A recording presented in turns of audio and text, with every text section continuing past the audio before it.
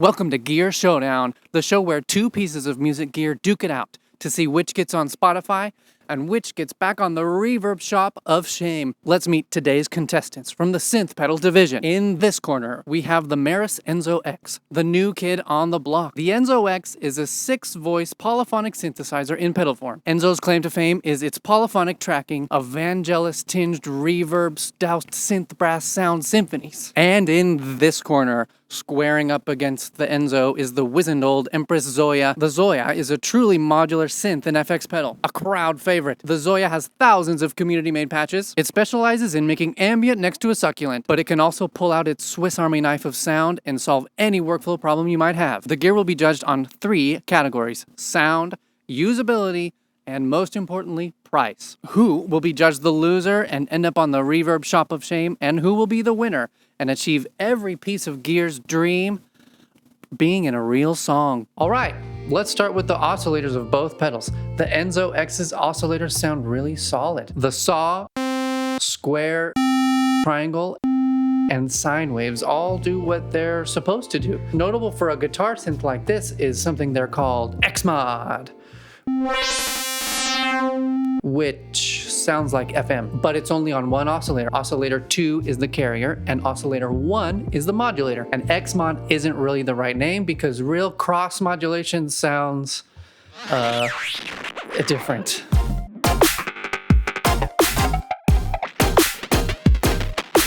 The oscillator department of the Zoia is full of the same basic waves. The saw, square, triangle, and sine waves are also pretty good sounding, though subjectively they're just a little bit more digital in my opinion. Each oscillator has the option of an FM input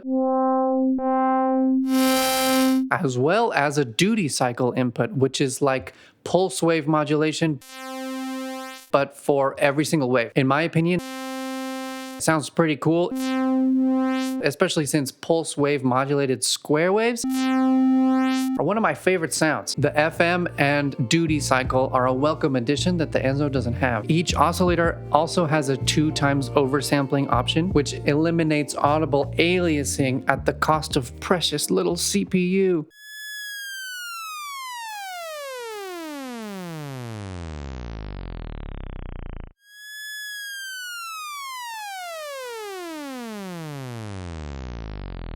Without the oversampling, you can hear the aliasing, but with it, it sounds fine to me. Remember when I said the oscillators sound just a little bit digital? Well, here's an example.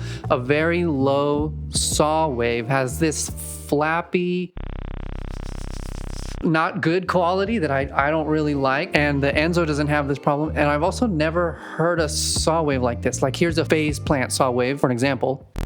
It doesn't have that. And here's the Zoia. I don't love it. So you're not about to make dubstep with this. It doesn't have the harmonics. It just sounds kind of weak. Wow, the Enzo seems to be pulling slightly ahead of its competitor, the Zoia, with a little bit better oscillators.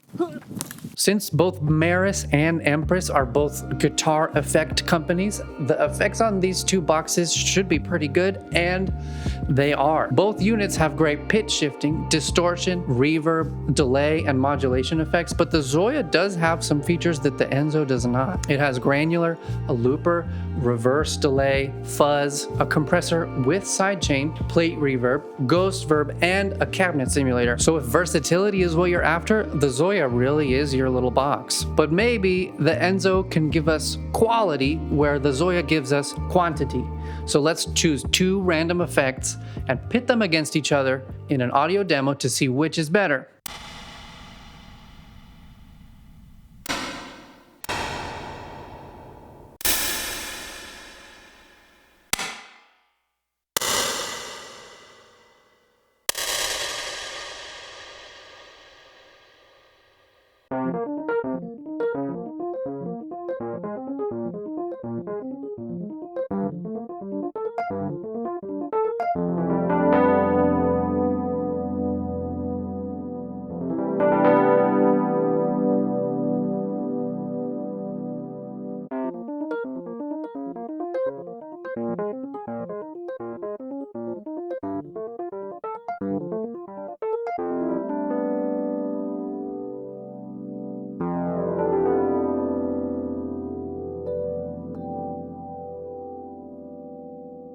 Wow, it looks like neither company skimped in the FX department. I don't see a clear winner for the sound category, as it seems that the Enzo has better oscillators, but the Zoia has a greater quantity of high-quality effects. Let's move on to usability to see if one of them pulls ahead. We need to talk about the pitch tracking, because if the pitch tracking is bad on either of these units, it doesn't even serve the purpose that I want, which is that I want to layer synthesizers like a nerd on top of my saxophone like a bigger nerd. The speed of the tracking on both units is really great, but the Enzo X, they did some magic in there because it is tight and true, except for one note.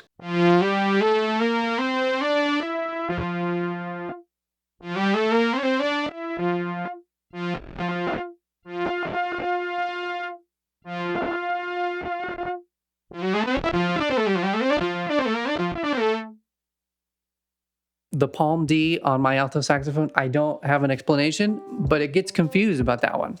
No other notes, just that one. And there's no internal settings to change the pitch tracker or anything to fix it. So I don't know, I just can't play D, I guess. As a small note, the pitch tracking on the Zoia does get slower the more CPU usage you have. So if you're gonna use the pitch tracker, it's best to try to minimize the CPU usage if possible, which is a little bit of a limitation because you want your patches to be big and fun and expansive. But it does work well, and even though it also had some confusions about tracking my saxophone, since it's modular, I was able to add a filter before the pitch tracking to completely eliminate my problems, and now it works great.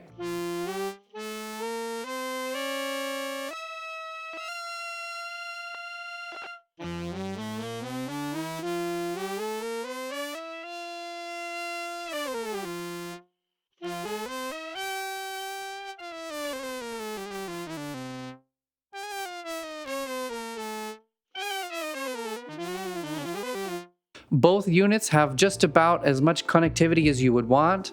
They both have stereo audio in and out. They have MIDI in and out, and expression pedal input. The Zoia even has CV output for mega nerds, and the Euro Bureau version has even more CV inputs and outputs for even more mega nerds. The Zoia is known for having kind of a steep learning curve. I could see how if you've never used a modular, the extra layer of jelly beans on top of the modules could get a little bit confusing. I would recommend experimenting with something like VCV Rack for a while before you jump into the Zoia. Luckily, if you have a question, you can usually find it on the subreddit, and there is a big old spreadsheet of modules that answers almost all the questions I've ever had. Since there's no way to take notes on a patch within the unit, it is a little bit hard to come back to an old patch or one from the internet and figure out what's going on. It takes a little bit of digging sometimes. You can mitigate this a little bit by getting in the habit of naming your pages and your modules and everything obsessively. On the whole, I'd say patching the Zoia isn't quite as easy as patching VCV Rack or Phase Plant or Vital or whatever, but it is fun and the jelly beans are delicious. Another drawback while patching the Zoia is how precious you have to be about its little CPU brain, especially since the coolest effects like the reverb and especially the ghost verb are very CPU hungry. Kind of makes you choose between really cool effects and a really cool synthesizer sound, which is a limitation for sure. The greatest drawback of the Zoia is my dumb idiot monkey brain, because on the Zoia, if you can't think of it, you can't do it. And I'm dumb. It is cool to see other patches that people have made from the internet, but I want to make cool stuff myself, which means I have to have cool ideas. And I'm not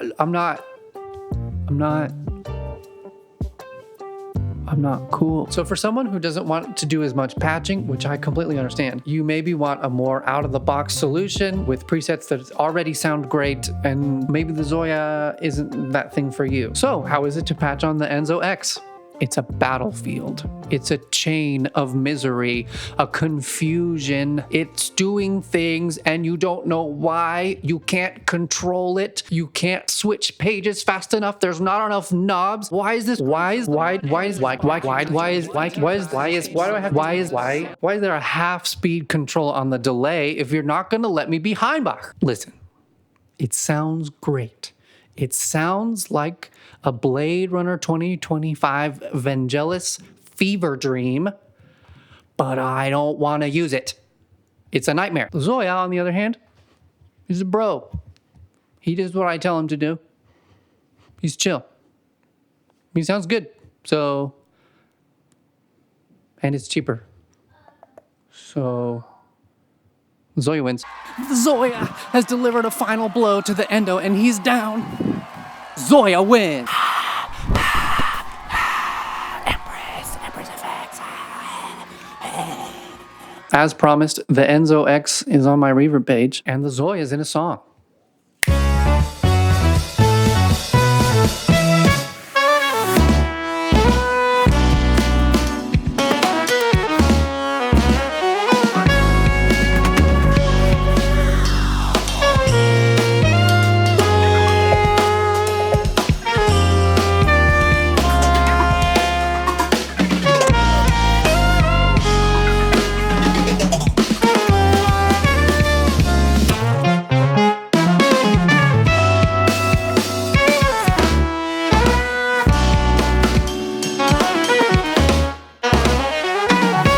Thanks for watching, everybody.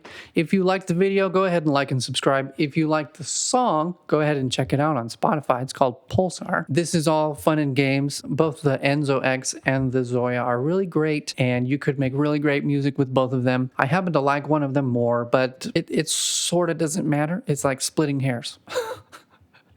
What matters anyway? It doesn't. Just make good music. What does it matter what you make it on? Just use what you have right now. Don't even buy either of them. Anyway, my name is Lucas. Until next time, seek wonder, be teachable, and make art. Should I do any of that again, or is that perfect? Is it all perfect?